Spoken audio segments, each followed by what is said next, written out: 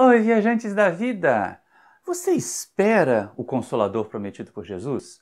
Mas como? Na nossa próxima viagem, nós vamos refletir sobre a forma que a nossa fé assume para trabalhar esse Consolador.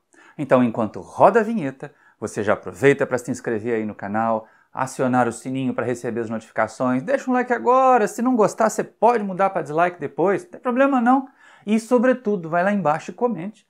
Deixa aí um recadinho para a gente saber como é que você tem recebido esse trabalho nosso. Desde já, obrigado e boa viagem!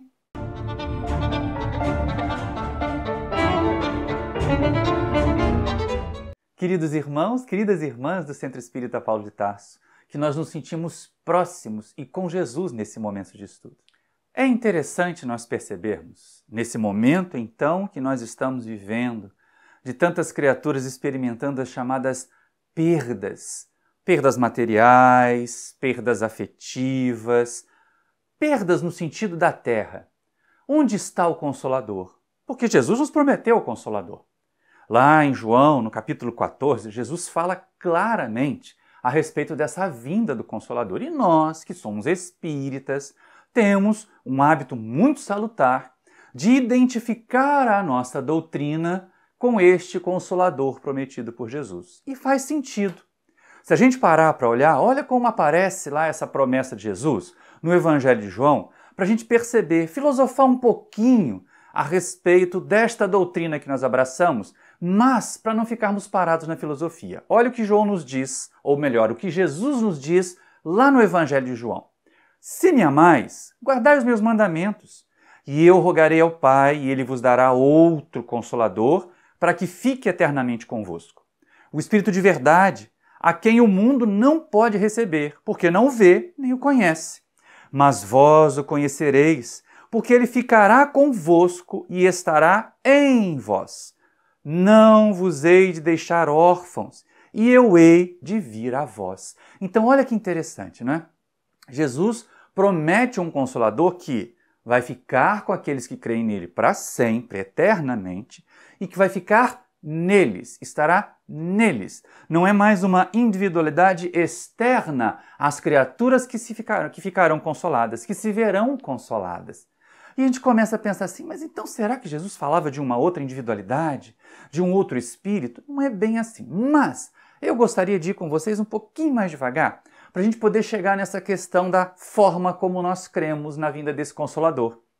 Porque é essa forma de crer, essa forma de receber esse Consolador que vai fazer de nós criaturas ativas, transformadoras, ou aquelas criaturas que ficarão lá passivamente esperando a transformação e nada fazendo para que ela aconteça.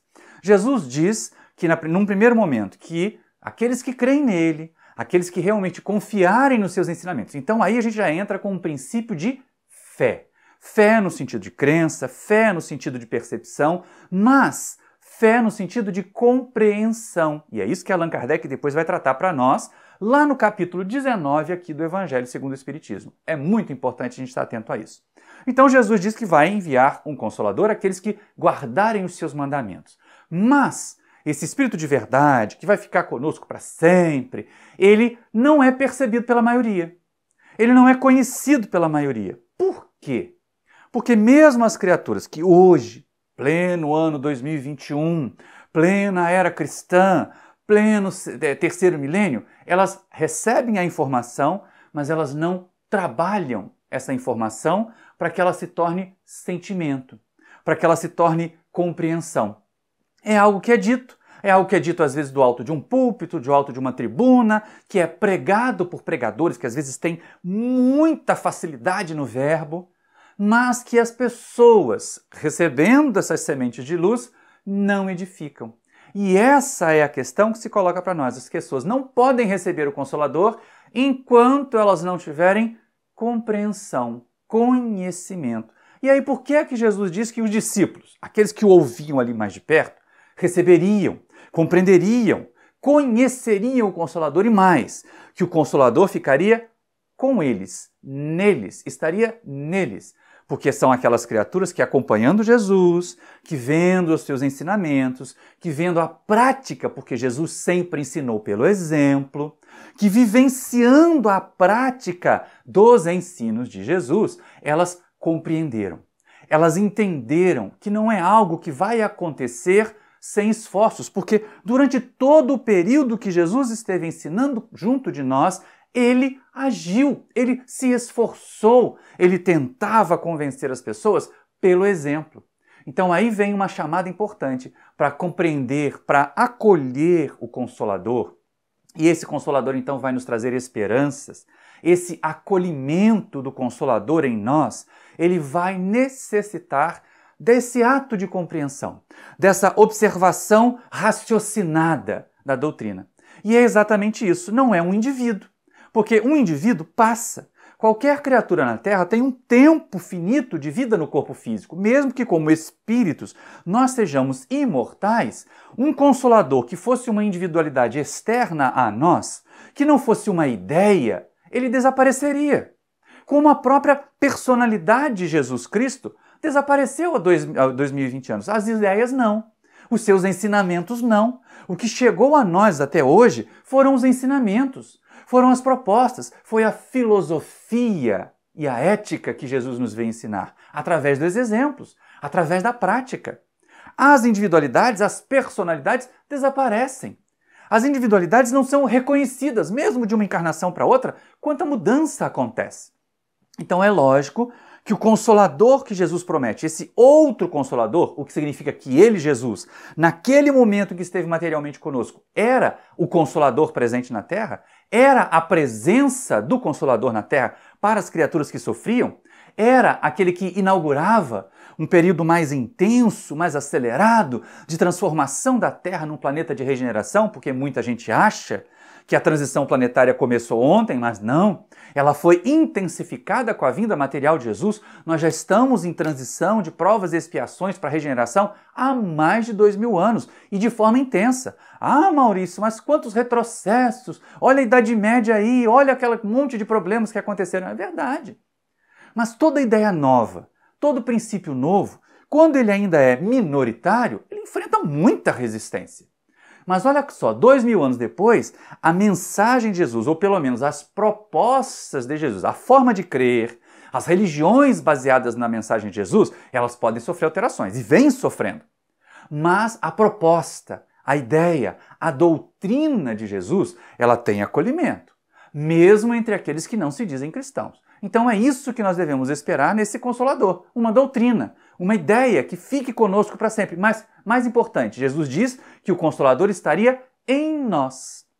Então é hora de trabalhar para que a doutrina, para que a compreensão, para que a mensagem entre em nós, para que depois ela possa ser externada a partir de nós. Jesus diz que não nos deixaria órfãos. E aí vem uma questão importante. Puxa vida, se é uma doutrina, por que nós já estamos com 2000 anos, várias religiões surgiram baseadas na doutrina do Cristo e feneceram? Ou estão aí capengando, ou estão se desviando, que é pior. Tem gente mercadejando com a mensagem de Jesus, usando a mensagem de Jesus para ganhar dinheiro, para aumentar seu poder. E não é de hoje, né, gente? Nós vamos imaginar que na Idade Média também foi assim.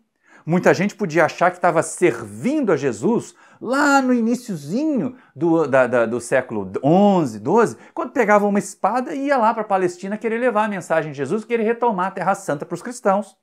Achavam que estavam servindo e, na verdade, era só um jeito do sacerdócio, um jeito dos poderosos daquele momento manipularem as populações, conduzirem as populações através dessa crença cega, e aí vai aparecer de novo aqui o Evangelho, para a gente poder discutir isso no capítulo 19, a fé cega, ela complica, a fé raciocinada esclarece, consolida a doutrina, que é o assunto que nós devemos tratar mais relevantemente nesse momento de estudos, mas é importante a gente estar atento a isso. Quando Jesus chama a nossa atenção, quando o Mestre nos convida a receber, a acolher o Consolador em nós, é nesse sentido de uma doutrina Mas aí o que aconteceu? Vem aquela empolgação, as doutrinas se colocam, vai se instituindo o sacerdócio, e aí começa a aparecer o culto, no culto começam a aparecer exterioridades que as pessoas veem, mas não compreendem, e a fé cega começa então a tomar conta, os mitos começam a sobrepor-se à doutrina, à ideia principal, e aí logo essas doutrinas passam por estagnação. E depois de estagnação vem o descrédito, porque fica muito difícil, não é? Você acreditar que um pedaço de pão, que um gole de água, sozinhos, sem efeito nenhum, sem trabalho nenhum da nossa parte, vai nos levar para o reino dos céus. Né? Isso que uma cerimônia, simplesmente, um chamado sacramento, sem esforço, sem trabalho nenhum, sem transformação do indivíduo, um simples mergulhar num tanque, vai fazer a criatura sair dali transformada, sem os seus vícios. Isso não acontece. E aí, lógico, qualquer criatura minimamente racional que, observando nas pregações destas doutrinas, destas religiões, acabam colocando em descrédito. E a gente tem que tomar um cuidado danado para que nossa doutrina espírita não passe por isso. E aí somos chamados, então, a essa ideia de que todas as vezes que nós não pensamos o que estamos fazendo em termos de fé, em termos de crer para agir, vem a ciência e desmorona com os mitos. Não foi assim? Em tempos de Jesus, tem lá aquela passagem da sogra de Pedro ardendo em febre, a família preocupada. Por quê? Porque naquela época se imaginava que quando alguém tinha febre, era o demônio que estava dentro do corpo das pessoas fazendo esse corpo queimar, fazendo esse corpo arder. E aí veio a ciência, depois de muito tempo, e muito tempo mesmo, século XIX, século XX, e começa a mostrar que as nossas febres são simples reações do nosso organismo a organismos invasores. Há micro-organismos que invadem querendo adoecer-nos. E a febre vem, então, no sentido de colocar o corpo em combate. É até um alerta importante. Então, olha como os mitos caem. Se os mitos caem, já era. A crença que estava baseada em mitos, a crença que estava baseada em exterioridades, afunda junto. E aí aparece uma situação muito grave. O século XIX foi pintado disso.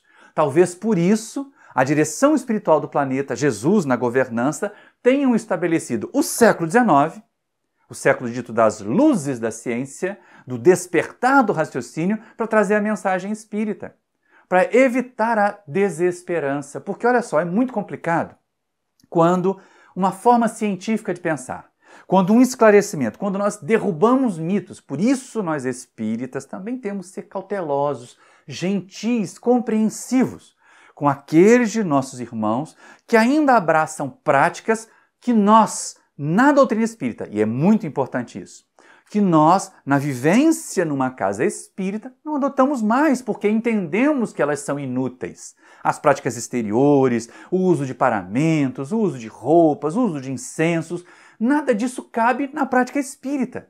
Mas há pessoas que ainda atribuem valor a essas práticas.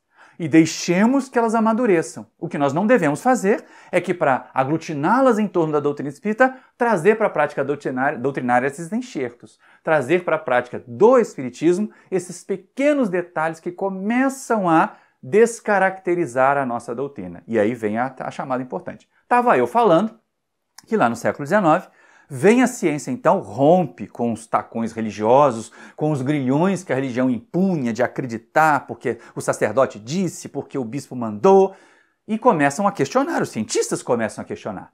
Os cientistas começam a mostrar que a Terra não é o centro do universo, então, que Deus não estava só aqui. Mas então percebemos que há mais a aprender, há mais a compreender.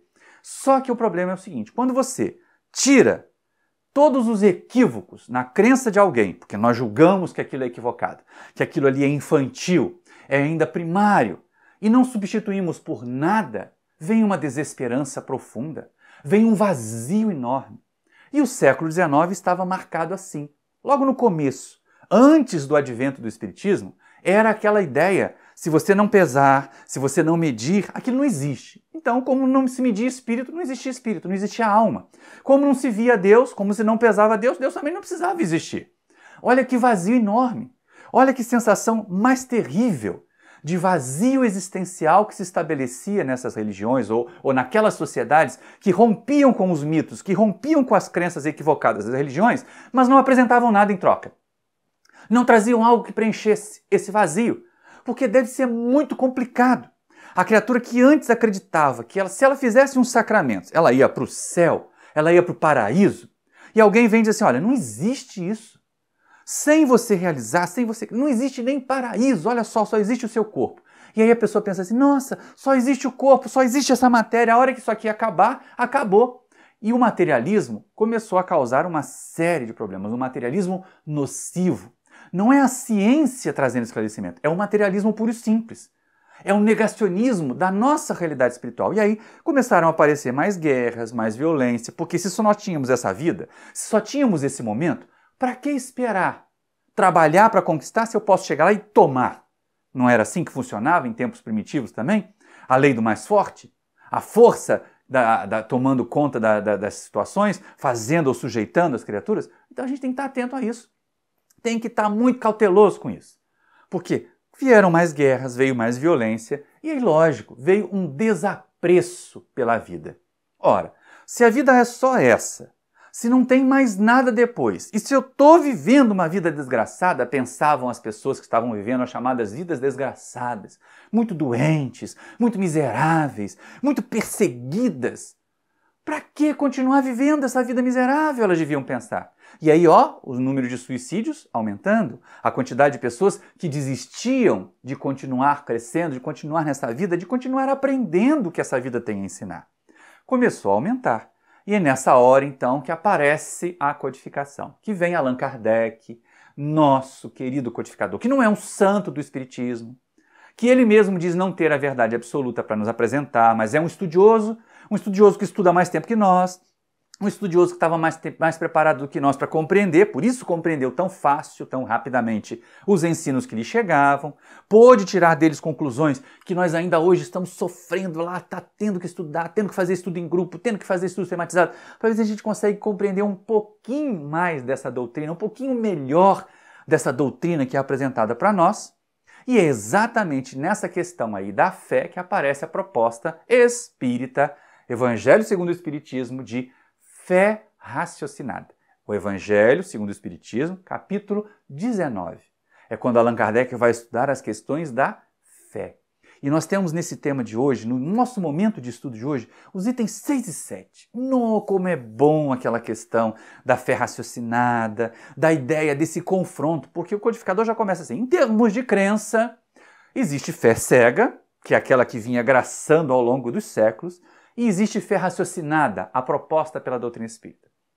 A proposta pelos filósofos sérios, aqueles filósofos espiritualistas também, não é, gente? Não é só dentro da doutrina espírita que existe uma proposta de fé raciocinada.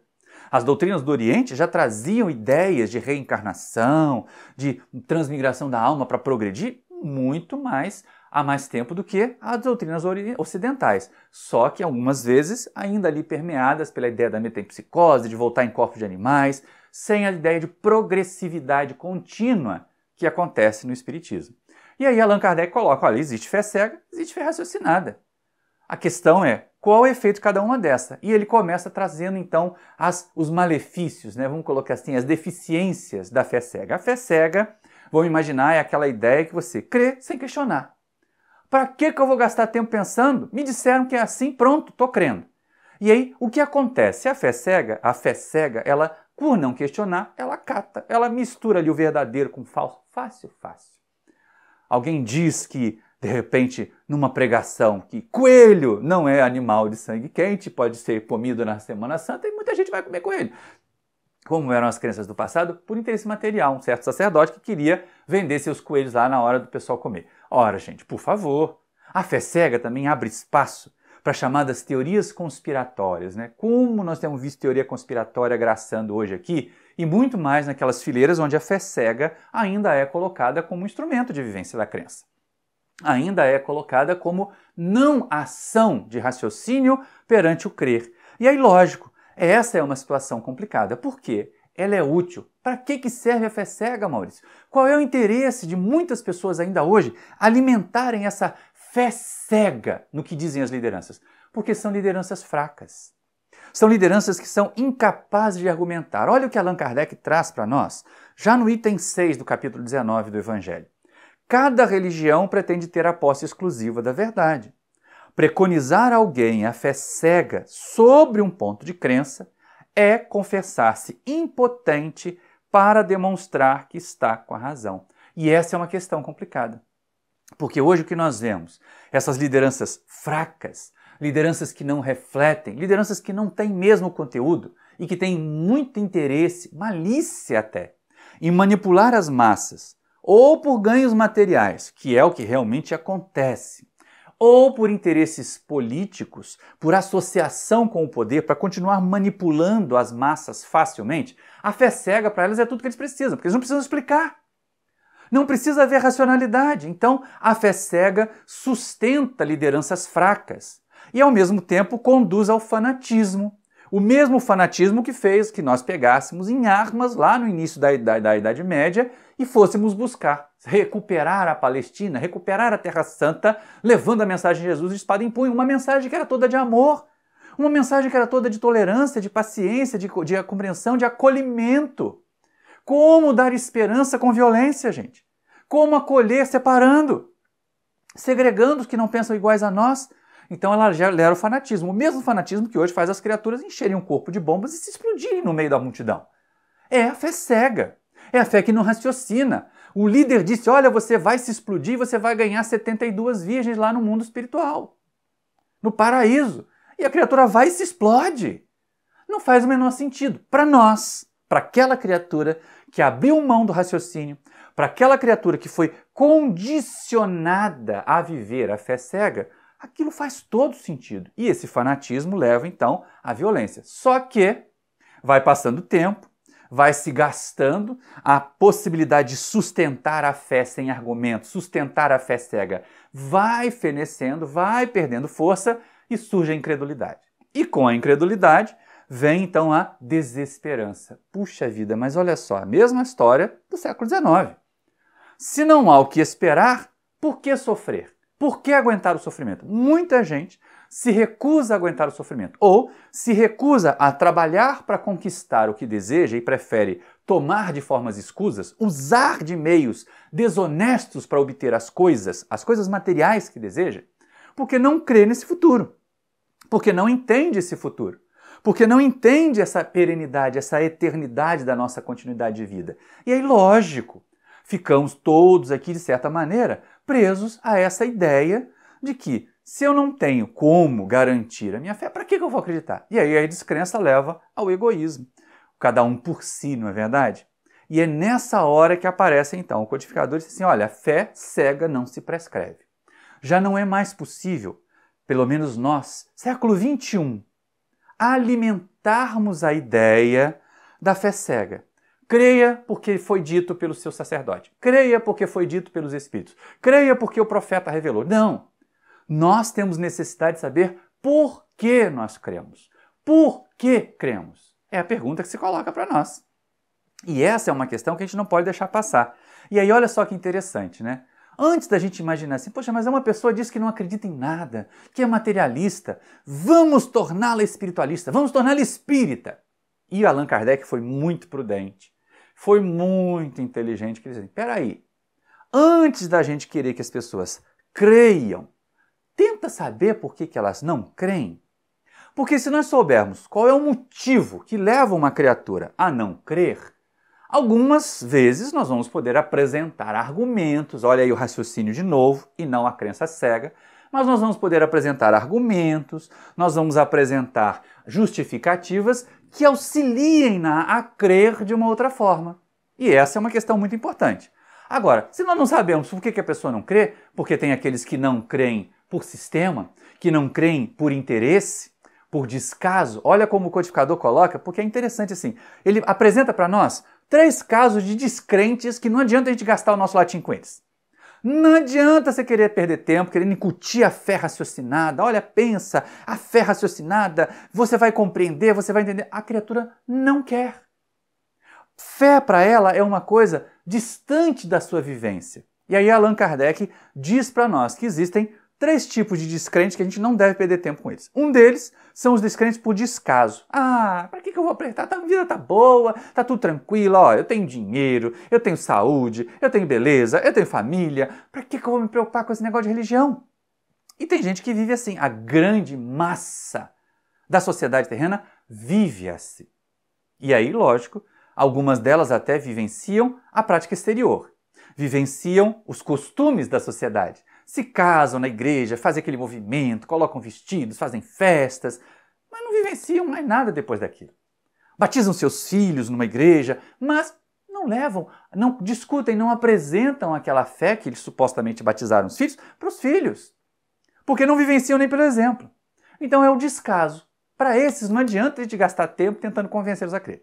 O segundo tipo é mais complicado, porque são aquelas criaturas que têm uma vida que eles sabem, intimamente eles sabem, não é tão legal assim, não é tão equilibradinha assim. Mas, se eles forem crer, se eles forem acreditar, por exemplo, que neles existe mais do que matéria e isso vai continuar vivendo, não adianta ser desonesto agora, não adianta ser corrupto agora, não adianta ser sensual agora, não adianta ser glutão agora. Porque se eu não vou morrer, eu logo vou ter que arcar com as consequências de tudo que eu estou fazendo de errado. Então muitas pessoas são descrentes porque elas não querem mudar. São conservadores, num conservadorismo equivocado, não é, gente? Não é conservar as coisas boas, eles querem conservar a sua atitude, os seus vícios, o seu comportamento equivocado. É só isso que eles querem. E aí uma boa parte, na época do codificador eu acho que devia ser a maior parte, mas hoje ainda penso que os descrentes por descaso são a maior parte da sociedade do século XXI. Mas o codificador apresenta aqueles que são descrentes por orgulho. Porque eles se acham muito bambambãs, eles se acham muito importantes, eles se acham muito superiores. E aí admitir Deus seria negar a sua própria superioridade, admitir alguma coisa acima, admitir alguma coisa maior. Ora, tenha dó. Essa é uma questão. Admitir Deus seria admitir que nós somos ignorantes, que nós somos a inteligência suprema, não somos. Então é lógico, muitas criaturas são materialistas ou negam a existência de Deus ou negam a fé porque elas são orgulhosas, elas querem continuar se sentindo superiores. Em relação a esses, diz Kardec, aqui ó, no Evangelho, lá no item 7 já, do Evangelho segundo o Espiritismo, capítulo 19. Allan Kardec diz a eles que sobre esses aí não adianta a gente gastar tempo, porque a fé para eles, a crença neles ainda é alguma coisa infantil, imatura, ainda é um brotinho, uma sementinha que talvez precise de muitos abalos, mas não tem tempo, não tem problema não, a vida vai ensinar. Eles vão despertar, chegará o momento em que eles vão despertar, não tenhamos dúvida disso. E esse despertamento vai vir da maneira que a vida lhes apresentar, às vezes com um abalo, às vezes com uma enfermidade, às vezes com uma derrocada material, mas eles vão ser movidos dessa sua situação de acomodação. Pode ter certeza disso. Não nos ocupemos, diz Allan Kardec, com essas criaturas. Por outro lado, às vezes nós vemos na sociedade, e temos visto isso nos jovens, ai que alegria! Como é bom ver uma geração nova chegando à Terra já com conceitos mais maduros de crer. Kardec também percebeu isso no seu tempo, lá no século XIX. Para algumas pessoas, diz ele, a fé é alguma coisa inata. Sabe, trava contato com uma informação como a do Espiritismo, por exemplo, e parece que sempre soube aquilo. Bezerra de Menezes também se reconheceu espírita mesmo sem ser, assim que ele leu o Livro dos Espíritos pela primeira vez. É lógico, eram espíritos mais preparados, eram espíritos que estavam ainda, ou que já estavam em condições de realizar as transformações. Para esses, a fé é inata. E são nesses que nós vamos investir. Nesse momento nosso aqui de divulgação da doutrina, de estímulo ao crescimento, não vamos nos preocupar, deixa que o tempo vai fazer com que aqueles de fé imatura amadureçam. Chegará o tempo deles, respeitemos o tempo das criaturas. A doutrina espírita não é proselitista. Nós não temos a intenção de encher os nossos centros, de fazer aqueles salões gigantescos para 5.000, 10.000 pessoas numa reunião, fazer exibições de mediunidade para atrair muita gente. Não temos essa intenção. O Consolador que vai trazer esperança, o Consolador que vai nos fazer uma família, o acolhimento, ele vem em pequenas doses, em grupos pequenos que se afinizam, que se entendem, que começam a realizar então o progresso. E essas criaturas que chegam com essa fé inata, essas criaturas que começam a perceber e que sabem questionar. Gente, vocês já repararam como algumas das nossas crianças hoje fazem perguntas inteligentíssimas sobre questões de espiritualidade? Nós temos observado E aí a nossa evangelizadora lá do Paulo de Tarso, a nossa dirigente do DIG, a querida Helena, ela tem notado com imensa alegria. Toda reunião nossa ela fala numa empolgação imensa, porque as crianças pequenas trazem ideias surpreendentes, até para muitos de nós adultos. Eles têm uma percepção surpreendente para a maioria de nós adultos. São espíritos amadurecidos. São espíritos que questionam, e no questionar eles se colocam como mais satisfeitos. Essa é a questão. Questionam e são satisfeitos. Como Kardec disse para nós aqui no Evangelho segundo o Espiritismo. Raciocinam, pensam a fé. O raciocinar a fé, gente, não é contraditório. Muita gente diz assim, a fé é uma crença. Você tem que acreditar sem ver. Não, não é verdade. Na verdade, nós não precisamos ver para crer. Isso é importante também. Jesus colocou lá quando ele conversou com Tomé. Mas é importante nós raciocinarmos para crer. Nós compreendermos para crer. Não basta, é importante, já tem até vídeo sobre isso também aqui no canal, não basta ver para crer. Muitas pessoas veem fenômenos mediúnicos e ficam mais confusas do que esclarecidas. Então não é dizer que vendo o espírito baixar que as pessoas vão se tornar espíritas. Claro que não. Mas porque elas raciocinaram, porque elas desenvolveram o seu pensamento. E é exatamente isso. Não basta ver para crer, é preciso compreender, é o que nos diz o codificador, e olha como ele diz assim expressamente. A fé necessita de uma base, e essa base é a perfeita compreensão daquilo em que se deve crer. Para crer, não basta ver, é preciso, sobretudo, compreender. A fé cega já não é deste século, e Kardec disse isso lá no século XIX. Aí a gente agora está no século XXI, e aí vê muita gente apegada à fé cega. E é interessante isso. Kardec diz que não existe mais espaço para a fé cega.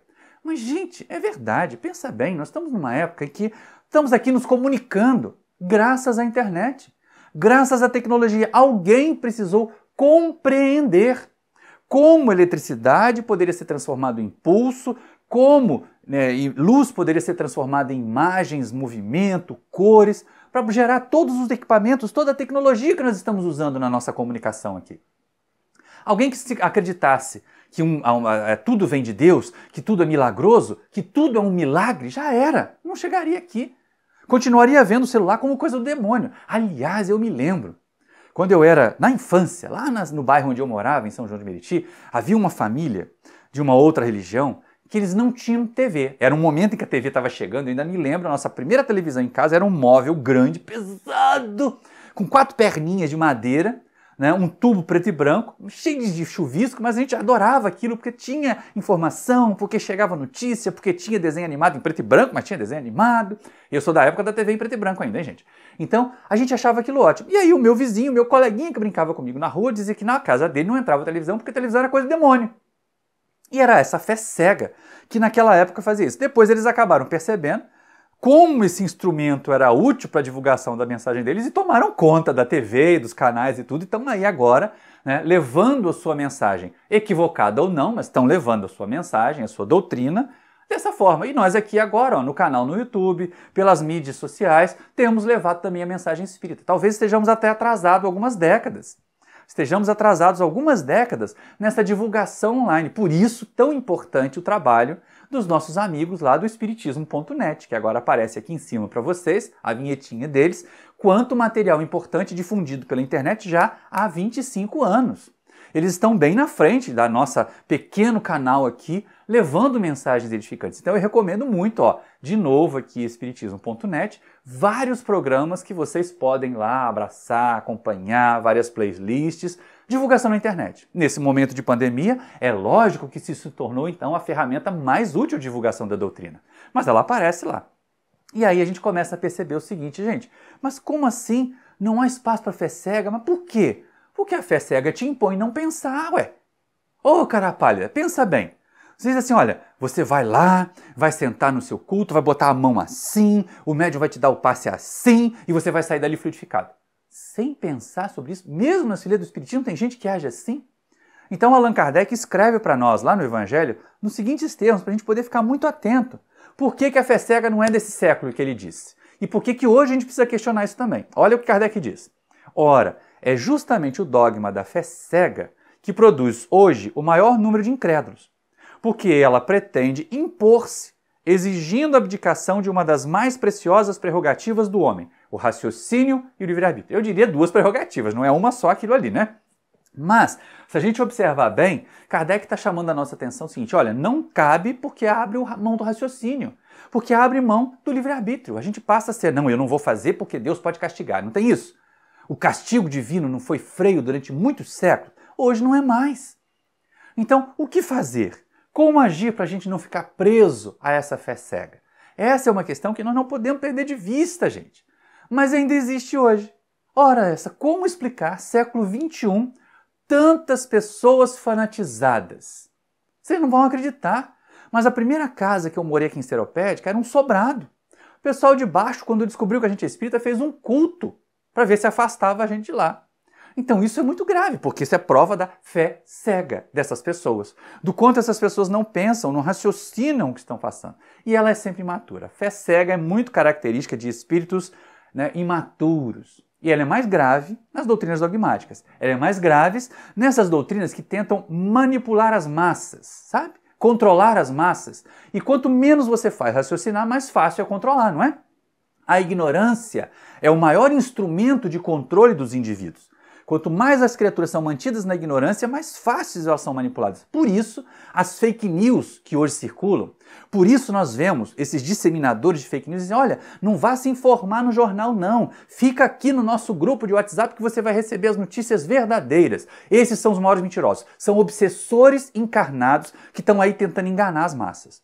Da mesma forma, essas criaturas que apregou uma fé cega, que as pessoas não precisam pensar, precisam só seguir. Então, nas doutrinas ditas dogmáticas, nas doutrinas salvacionistas, ainda vemos fé cega e fanatismo. Agora, e daí? Na doutrina espírita não tem? Ah, infelizmente, meus irmãos, minhas irmãs, é com dor no coração que eu tenho que dizer para vocês. Tem. Tem espírita com fé cega. Tem espírita que não raciocina a fé que diz ter, que não para pensar, que se esquece que o Espiritismo é uma doutrina que também tem base científica. Lembra? Ó, filosofia, ciência e religião. Religião no sentido de buscar de espiritualidade, de ética e não de prática religiosa. Então essa é uma questão que a gente tem que estar com a cabeça muito atenta, muito viva, para não se deixar iludir. Porque senão a gente esquece a própria codificação, gente. O Espiritismo, diz Allan Kardec, lá na Gênese, nunca vai ser ultrapassado pelo progresso, não é? Olha o que aparece para nós, ainda na primeira parte do livro da Gênese, lá no capítulo 1, no item 55. Caminhando de par com o progresso, o Espiritismo jamais será ultrapassado. Porque se novas descobertas lhe demonstrarem estar em erro acerca de um ponto qualquer, ele se modificaria nesse ponto. Se uma verdade nova se revelar, ele a aceitará. Eu vou deixar aqui para a gente poder ter isso sempre na memória. Está lá, a Gênese, parte 1, capítulo 1, item 55. Isso deve chamar a atenção para nós espíritas, porque olha só, não admitir que essas situações vão acontecer, a gente acaba percebendo que tem muito espírita se deixando levar por fake news, se deixando levar por negacionismo. Fé cega espírita é um problemão. É gente dizer assim, eu estou fazendo porque foi o espírito guia do meu centro que disse. Ele disse que se você der passe descalço, os fluidos sobem mais, alcançam um maior nível. Gente, os fluidos são espirituais. O que tem a ver o pé no chão? Teria que cavar um buraco, botar o pé na terra, nos centros que estão no segundo andar? Como é que fica se o centro é no segundo andar? Não tem como dar passe com o pé no chão. Você vai estar no teto do outro. Então, olha quando é incoerente isso. Ah, não, a gente está fazendo porque o médium famoso psicografou essa mensagem. Ainda que seja o médium mais famoso, mais reconhecido, todo trabalho mediúnico precisa ser passado pelo crivo da razão.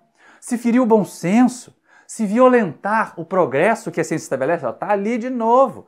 O progresso que a ciência estabelece para nós, a gente tem que estar muito atento a isso. Porque se vir a ciência e nos diz assim, olha, tal medicamento não é útil, não tem valor, e a gente ainda acredita, porque viu no WhatsApp do grupo do centro, isso é abrir mão da fé raciocinada em espiritismo. É aceitar sem raciocinar, por mais credibilidade, por mais anos de trabalho que um médium tem. Se escreveu bobagem, se escreveu uma coisa que fere o bom senso, se é o único a dizer uma coisa e a ciência, como Allan Kardec disse, está ali, volta lá e lê. Jamais o espiritismo será ultrapassado pelo progresso. Se a ciência lhe mostrar que ele está errado num ponto, ele vai se ajustar. Então, por favor, gente, se a ciência nos diz, olha, usar máscara protege para diminuir o contágio da Covid-19, vamos usar máscara, espíritas. Se a ciência nos diz, olha, tal medicação é inócua, já foi testado, e gente, não é qualquer coisa. Não é um indivíduo só, que é muito diferente dos conspiracionistas que tentam pregar tratamentos precoces, aí, tratamentos que não tem nada a ver. Até espírito, mandando por médium famoso essa sugestão, tem que ser questionado. Não pode ser assimilado assim. Claro que nós não vamos ser materialistas e dizer, não, porque foi a ciência que disse e está contra o espiritismo, a gente vai ficar com a ciência. Vamos pensar até no que a ciência diz. Mas vamos pensar com esse mente aberta, coração aberto, sem fanatismo. Porque essa é uma questão muito importante. Nós não devemos abrir mão. E esse é triste, é um desastre. Quando nós vemos os espíritas se deixando levar por essas fake news, se deixando levar por teorias conspiratórias. Ou então cegos, que foi o médium que disse, porque foi o espírito que falou. E o raciocínio, onde é que fica, cara pálida?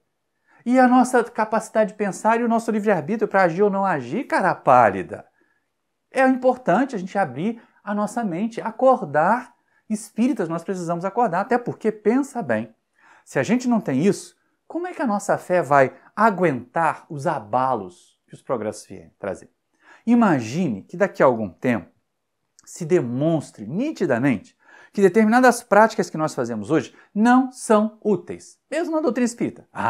Eu me lembro ainda, há alguns anos, as pessoas colocando um pouco de conhecimento, bota uma luz de tal cor, bota a luz de tal cor, porque leu num livro, e aí as pessoas ficavam mais apegadas à cor da luz que era usada na reunião mediúnica do que aos pensamentos. Claro que isso é um progresso da própria doutrina. Hoje nós entendemos. Pouco, mas muito poucos mesmo vão ler isso lá no Livro dos Médiuns e entender que já estava escrito há mais de 160 anos, né? Que não é a cor da roupa, não é a madeira da mesa, não é a luz que vai fazer diferença no fenômeno mediúnico. Está escrito há 160 anos. Agora as pessoas estão compreendendo. E ainda tem muitos que não compreendem. Ainda tem muitos que preferem essa obscuridade. Então é muito importante a gente ter cuidado. E aí aparece aquela frase, né, para fechar o item 7 aqui do Evangelho, capítulo 19. Como Kardec foi providencial colocar para nós a respeito da fé raciocinada, da fé que é inabalável, daquela fé que abre espaço, aí sim, para o acolhimento, para a consolação, para a esperança. Só a fé com raciocínio é que é capaz de abrir espaço para que nós recebamos esse consolador que Jesus propôs. Então, Kardec fecha esse item colocando para nós uma coisa muito importante. Olha só, a fé raciocinada, a que se apoia nos fatos e na lógica, não deixa nenhuma obscuridade. A criatura acredita porque tem certeza, e tem certeza porque compreendeu. Eis porque não se dobra. Fé inabalável é somente a que pode encarar a razão face a face em todas as épocas da humanidade. Como a gente usa essa última frase, né? Fé inabalável é somente a que pode encarar a razão face a face em todas as épocas da humanidade. Beleza. E você tem feito? E eu tenho feito? Será que eu sigo mesmo aquilo ali? Será que eu tenho raciocinado todos os meus momentos de fé? Eu tento. Tento e estudo pra caramba para poder chegar lá. Mas é muito importante que a gente realmente considere isso. E aí, ainda aqui no capítulo 19 do livro Evangelho, Allan Kardec vai pensar lá no item 11 uma mensagem do Espírito José, que ele coloca para nós a fé como mãe da esperança e da caridade. Mas isso não é bom a beça?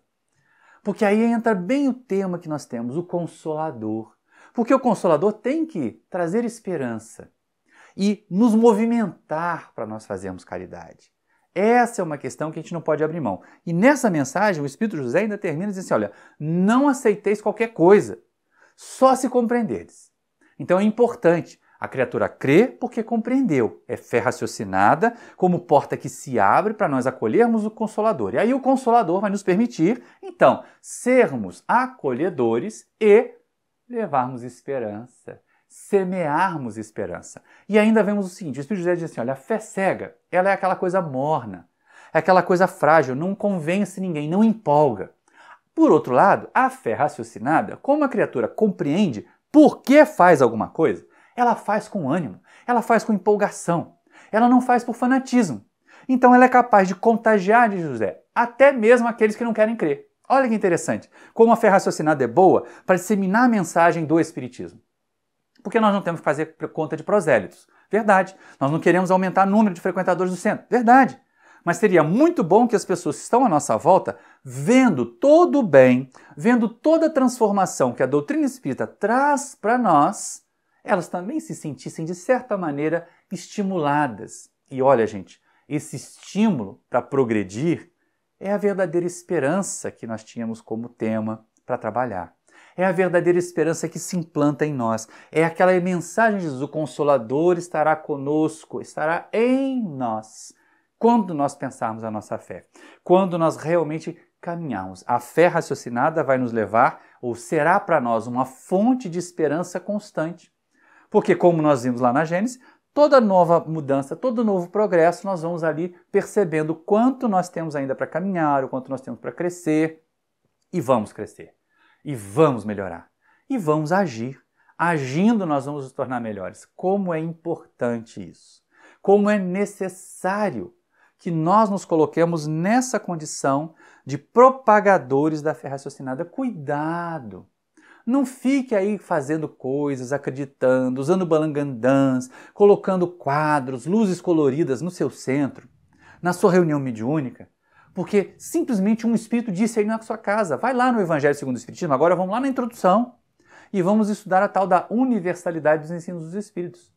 Para que uma ideia seja considerada princípio doutrinário, gente, ela tem que ser dita por vários espíritos, em vários locais, por vários médios diferentes. Não pode ser num local só. Nem por vários médios no mesmo local é confiável, porque o mesmo espírito pode mistificar ali e enganar todos os médios. Mas se vem de várias fontes diferentes a mesma informação, aí a gente pode considerar bem razoável, que é uma informação bem interessante, que pode ser assimilada pela nossa doutrina. É a fé raciocinada. É a fé que é inabalável, que é capaz de encarar a razão em todas as épocas da humanidade. É essa que nós precisamos vivenciar. É essa que nós precisamos adquirir.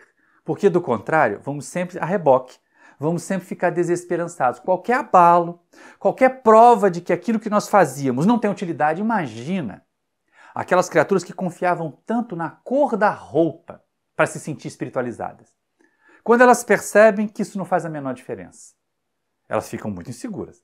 Imagina as criaturas que foram condicionadas a acreditar que um amuleto lhes dá sorte, lhes protege. Ah, vamos usar esse termo, né? Muita gente diz assim, são as proteções. Faz um amuleto, mantém pendurado no corpo, mantém preso ao corpo, mantém num bolso, e aí um dia o amuleto some. E a criatura vai achar que ela vai estar azarada, vai estar marcada, estigmatizada para o sofrimento, porque o amuleto sumiu. Todo o bem-estar dela era dependente daquele amuleto, gente. Olha que equívoco, olha que cegueira nessa fé. Então é muito importante que a gente tenha essa fé raciocinada, por quê? Porque ela vai trazer para nós essa percepção de esperança em função do nosso trabalho, de acolhimento dos outros, percepção até de que cada um vai ter o seu tempo de despertar. Voltemos lá no item 7 do capítulo 19 do Evangelho. Cada criatura tem nível diferente de maturidade espiritual, então tem níveis diferentes de fé. Pode ser que a gente hoje ainda encontre muita gente com fé cega porque são espíritos mais imaturos.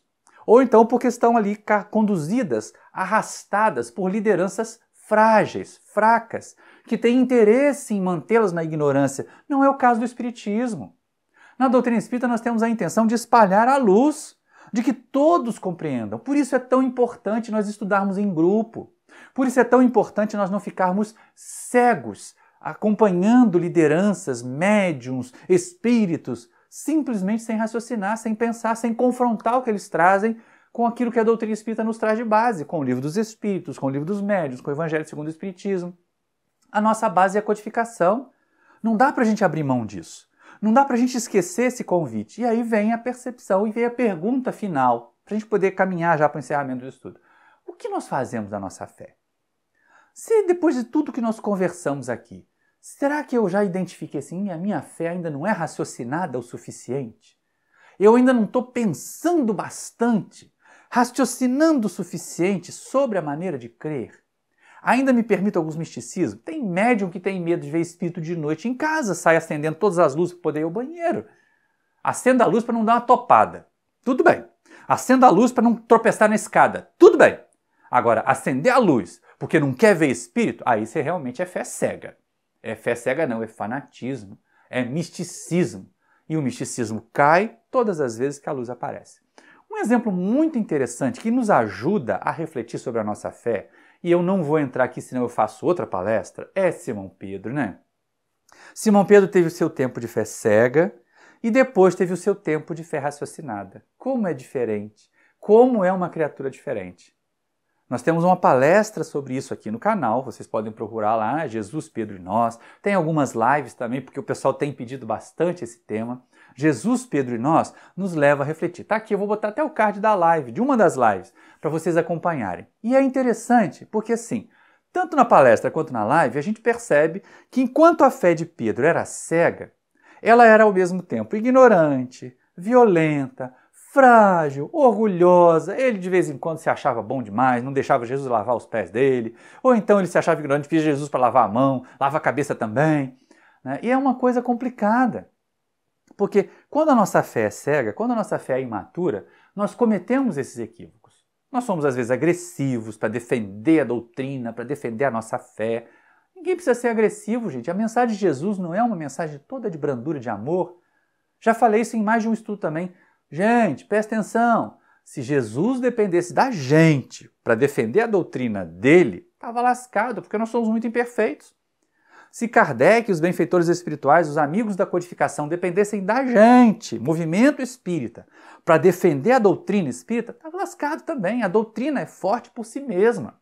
A doutrina se sustenta nas suas bases e não na nossa prática, que muitas vezes é equivocada, que muitas das vezes ainda é eivada de fé cega, de falta de raciocínio, de um certo misticismo, ou pior, de uma certa acomodação espírita que se acomoda, que para de estudar.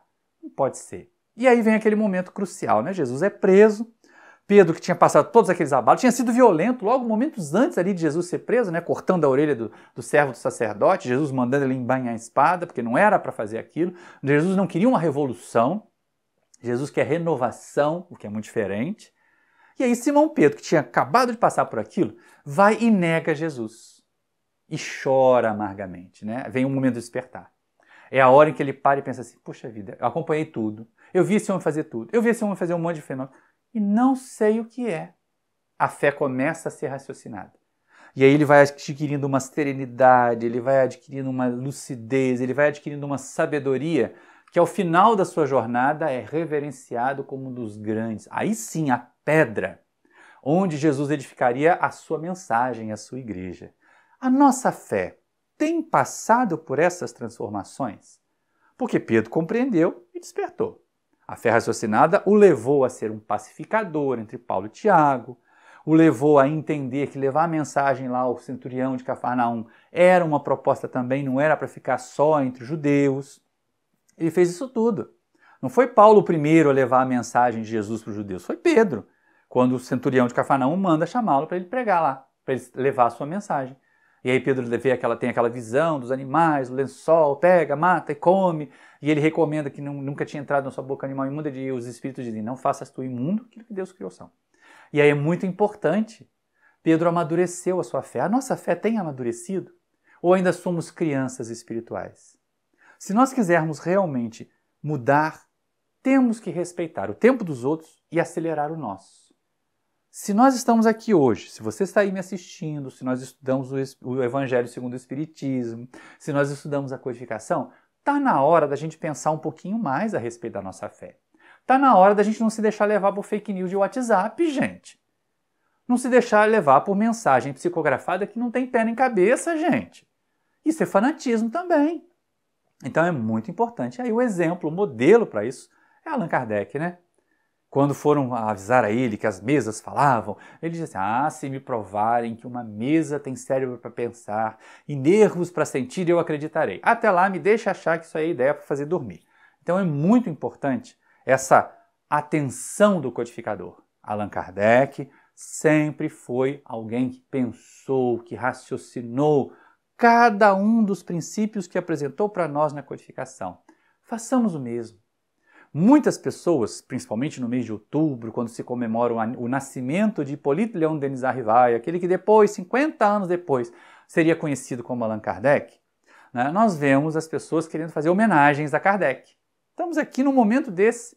Vai acontecer até no mês de outubro essa palestra online, numa outra oportunidade, numa outra instituição, para homenagear Kardec.